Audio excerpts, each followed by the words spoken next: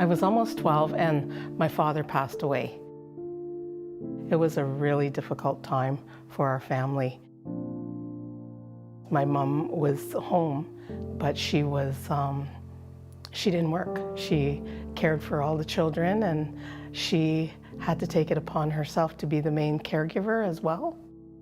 She learned to drive and got a job and then we kind of took over, and I know my mother was never very much of a disciplinarian, so once father was gone, it was kind of crazy.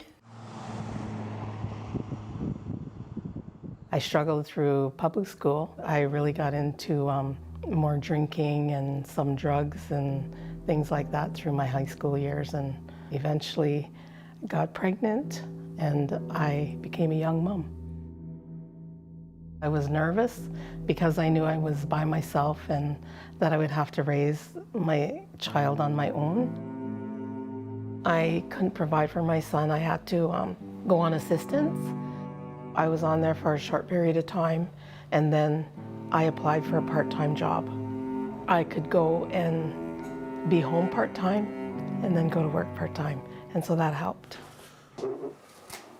I had a lot of, anger kind of growing up. I did misbehave quite a bit, and I was a bit of a handful for my mom.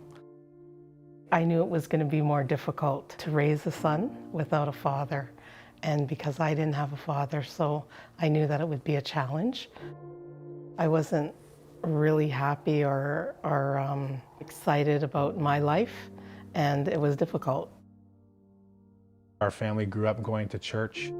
So my mother knew who God was, but when we were kind of growing up, she was kind of mean sometimes to me. And I understand because it was very hard.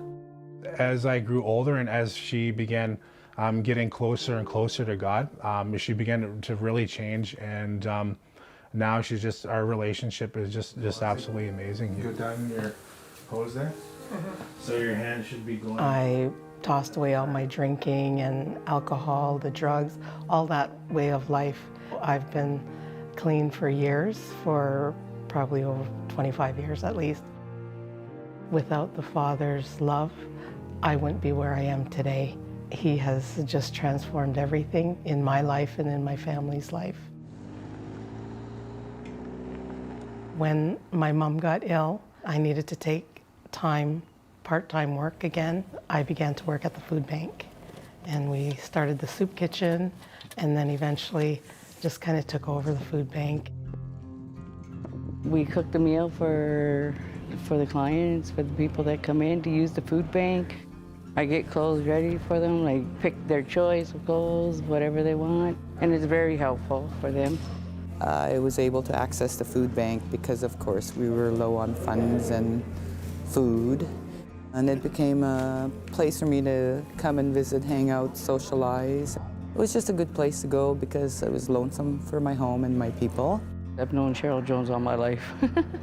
She's really great running the food bank. Like, it runs really good now since she's been here.